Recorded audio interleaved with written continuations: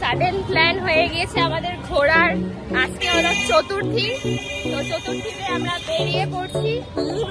জানি না কোথায় যাচ্ছি, বাট যাচ্ছি। টোটো নিয়ে আমরা বেরিয়ে পড়েছি দুজনে।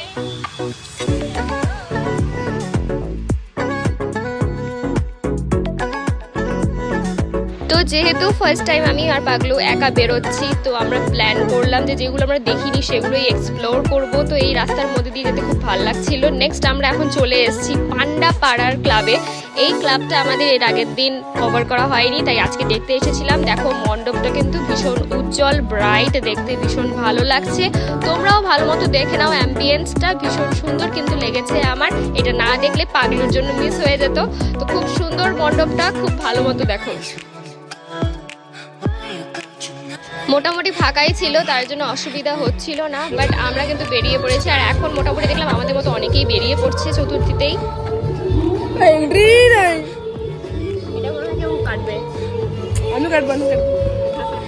তো বেসিক্যালি যেটা হয়, এটা উদ্বোধন হবে, তারপরেই ভেতরে একদম প্রবেশ করা যাবে। তাই ভেতরটা আমি দেখতে পাচ্ছি না, বাট মায়ের মুখটা দেখতে পেয়েছি, এটাই অনেক।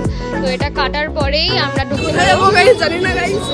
ভাবছি এরপর কোথায় যাওয়া যায়।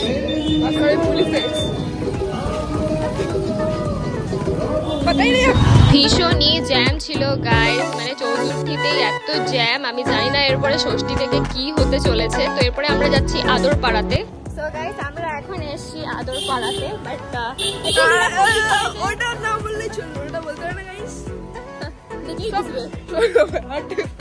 সব ভালো বলতে লাগে। আরে প্রতীক ভাই ইগনোর গাইস, ক্যামেরাম্যানকে ইগনোর মেরে দিচ্ছ গাইস। মনে রাখলো ভালো করে আদরপাড়া। সো ফাইনালি রিচড গাইস, আমরা চলে এসেছি আদরপাড়ার মণ্ডপে। বাট একটু এক্সপেকটেশন যা ছিল সেখান থেকে একটু লো হয়ে গিয়েছিলাম, কারণ এখানে মণ্ডপ এখনো শেষই হয়নি আর বাইরে থেকে খুব একটা খাস লাগছিল না আমাদের। বাট কাজ চলছে যেহেতু, ফাইনাল লুক তো পরেই বোঝা যাবে। বাট যতটা এক্সপেকটেশন লো হয়েছিল না, ভিতরে ঢুকে জাস্ট মনটা দারুণ হয়ে গেল। কারণ দেখো ভিতরের ডেকোরেশন কিন্তু যথেষ্ট ভালো, খুব সুন্দর এখানে ডেকোরেশন। বাট সবার আগে যেটা আমাকে আকর্ষণ করেছে সেটা হলো মূর্তি। এখানকার মূর্তিটা আমার বেস্ট লেগেছে, বেস্ট। দেখো কত বড় মূর্তিটা, এবং মায়ের মুখটা এতই মিষ্টি যে আমার মন পুরো ভরে গেছিল এখানে এসে। যদি মণ্ডপের কথা বলি তাহলে হয়তো আগের মণ্ডপটা বেশি ভালো ছিল, কিন্তু যদি ঠাকুরের কথা বলি এটা কিন্তু বেস্ট ছিল।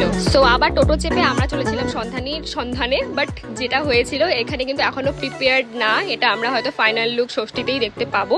এরপরে আমাদের পেয়ে গেছিল ভীষণ রকম খিদে, তাই খিদের টানে আমরা চলে গেছিলাম মিও আমরেতে। তো পাগলুর জন্য অর্ডার করে ফেলেছিলাম চকো ভলকানো, আর আমি নিয়েছিলাম পনির প্যাটিস। তো দুটোই অর্ডার করা হয়েছে এবং আমরা বললাম যে আমরা এখানেই খাবো। তো দুজনে নিয়ে নিয়েছি দুজনের জন্য। এটাই ছিল আমাদের আজকের পেট পুজো। চিয়ার্স করা যাক। ঠিক, পাগলু চলে যাচ্ছে বালুরঘাটে। আমাদের আজকে পুজো দেখা এখানেই শেষ, আর পাগলুর সাথে পুজো দেখাও শেষ। এরপরে কালী পুজো আমরা একসাথে ঘুরবো। বাট ব্লগ কিন্তু আসতেই থাকবে, কিন্তু আমাদের ছোট পাগলু থাকবে না, পাগলু যাবে হচ্ছে বালুরঘাটে। তো আমরা ওকে সি অফ করতে যাচ্ছি।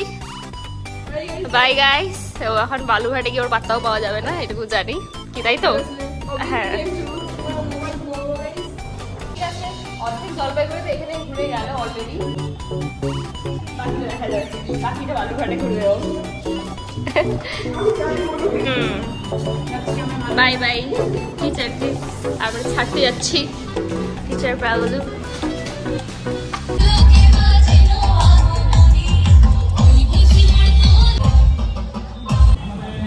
আগে ষষ্ঠীর আগে খুলতোই না। গাইস আগে যেটা বলছিলাম, ষষ্ঠীর আগে কিন্তু আমরা পুজো দেখতেই পেতাম না, কিন্তু এখন কিন্তু ষষ্ঠীর আগেই খুলে গেছে।